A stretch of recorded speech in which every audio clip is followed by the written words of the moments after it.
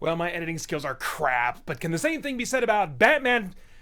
I wanted to watch Batman vs. Superman again today, but instead I watched Hardcore Henry. Stick around for my thoughts to find out what it's like for me. Would you kindly, would you kindly.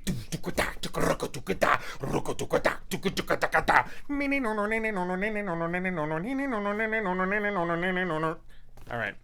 Hey, I'm Peter Franson from christiangeekcentral.com and Spirit Blade Productions. This is my uncut review of Hardcore Henry. Now, the synopsis over on IMDb, which is written by STX Entertainment, says Hardcore Henry is an action film told from a first-person perspective. You remember nothing, mainly because you've just been brought back from the dead by your wife. She tells you that your name is Henry. 5 minutes later, you're being shot at, your wife has been kidnapped, and you should probably go get her back. Who's got her? His name is Akan, or A-K-A-N.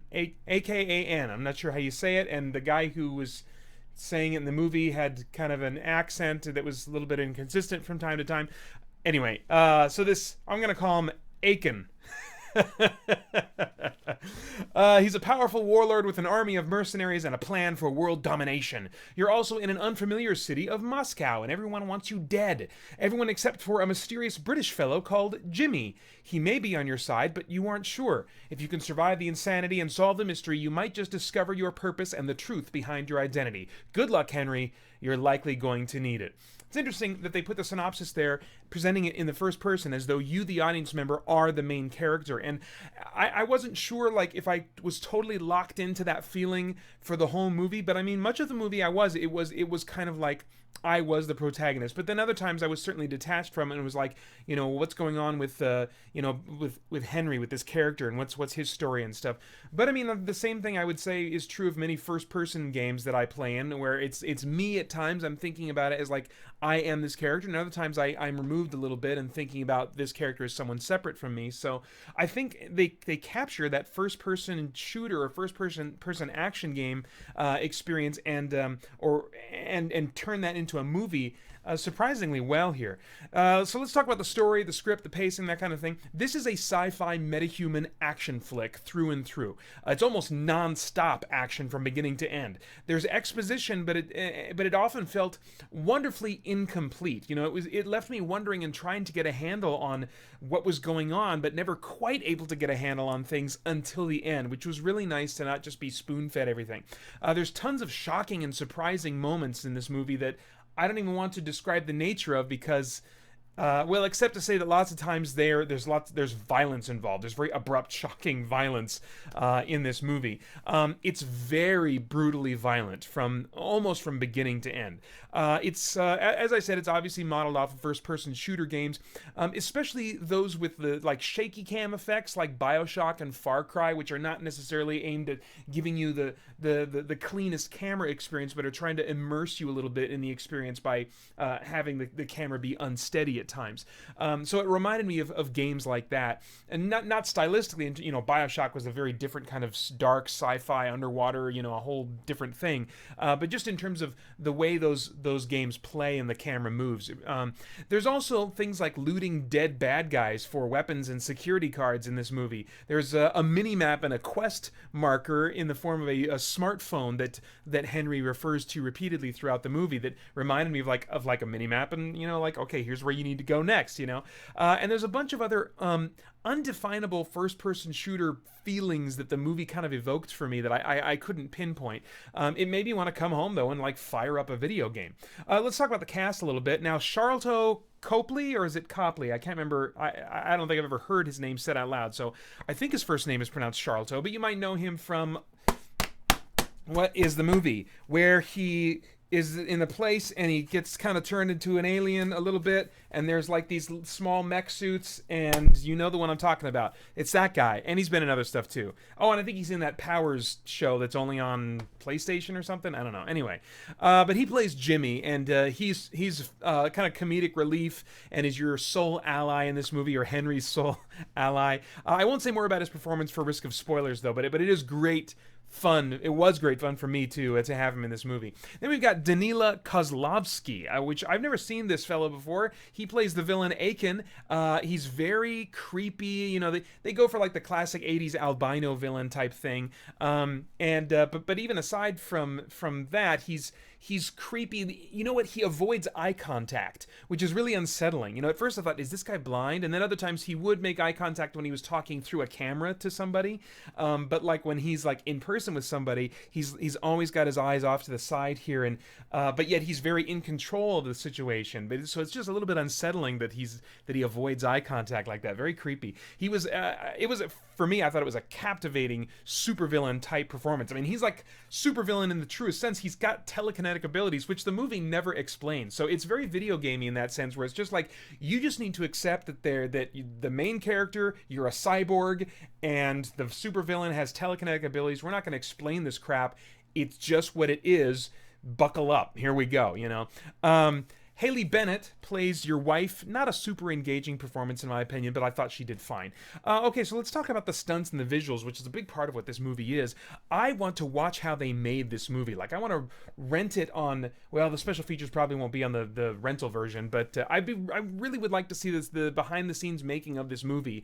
You know, how did they do this? Was it just like a camera strapped to the heads of like multiple stuntmen, or was it the same guy that was playing Henry the whole time? Was it the director? I mean, I have no idea, but I really would like to see some like secondary footage that's capturing how they're filming this. The camera style, it really grounded the action for me, and it made the brutal violence that much more shocking and believable. I mean, there was things that like in other movies I would feel a little bit of detachment from because of just the way the camera is just cleanly set up and captures everything perfectly and stuff. In this movie, some of these violent moments you just barely see, and that makes them, I think, all the more real, you know. I don't like tons of shaky cam in my movies, but it worked for this one, and it kept my mind active as I tried to sort through all the fast-paced imagery. What I would love to see is a sequel where they film it with a 360-degree camera, and you can watch it with a VR headset. Actually, no, that would probably be like way too intense, but it would be interesting because when they're just using like a conventional-ish camera, they can't account for the way that your eyes dart around even though your head doesn't. I mean, when they're simulating first person in whether it's a video game or a movie, your eyes and your head are locked. You know, you can't ever move your eyes in a different place. You know, your eyes can't dart around, and if they tried to capture in a movie what our eyes capture just from darting around, I think it would be really unsettling and just like jarring to try and watch. So anyway, it'll just be interesting to see how, if anybody else decides that they want to do this style of movie and how that thing evolves, and maybe at some point we'll see the world of video games and movies kind of colliding through storytelling similar to what we see in Hardcore Henry. The first-person style was really interesting, although I don't want a ton more movies like this. I think for a while, I'm just going to want, you know, the standard kind of camera experience. The novelty for me outstayed its welcome by about 10 minutes maybe for me, as did the movie itself. There was about like 10 minutes before the last 10 minutes, there was a stretch of time there was like, I'm kind of over this. And then they just kind of amped up the brutality, you know, and action at the end and kind of got me back in. But there was about a 10-minute stretch where I was like, this feels kind of samey, you know. I think that it's only a little over 90 minutes. It's not a long movie. I think it might have worked better for me as like a short film, you know, like maybe just a little over an hour. I don't know. So is there anything of like moral, philosophical, spiritual significance in the story here that might stimulate some worthwhile thought or conversation? I kind of doubt it. You could possibly end up thinking or talking about the subject of violence in entertainment, given how intense and brutal it is here, and how it's intense and brutal in a very emotionally detached, video gamey kind of way. Otherwise, I don't think there is much worth commenting on, though there is an interesting use of the overused "follow your heart" line, which I hate so much in all of its iterations, that appears at the end of this movie, and they do something interesting with it. Now, I have no idea what your tastes are, but if I were a time traveler, I'd go back in time and say, Pater, skip it. You know, it's a really interesting experience. Skip it for now. It's worth checking out, but wait for it to appear on VidAngel, which I just reviewed on this channel recently. Otherwise, you're going to be very uncomfortable and staring at your popcorn for about 3 minutes, you know, while you're seeing bits of flesh in your peripheral vision, and it's going to feel more like 10 minutes that drags on forever as Henry passes through a strip club to meet an ally there. Then you're going to spend about 5 more minutes slowly relaxing back into the movie until you realize, okay, are they done throwing nudity in my face? Okay, are they done? Okay, I think they're done. I think we're done with that now.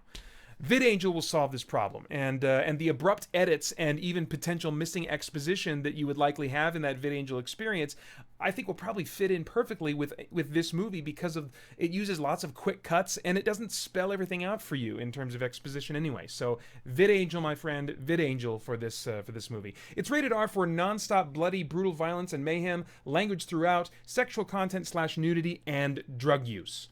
All right, those are my thoughts. I'd love to get yours in the comments below. You can also support this channel by visiting spiritblade.com and seeing what kinds of things we've created for you there. Oh yeah, please do like, share, and subscribe. If you like this video and want to share it and want more videos like it, then please visit, boom, christiangeekcentral.com for a ton more content and community. I hope you join us there soon as we continue to geek out and seek the truth.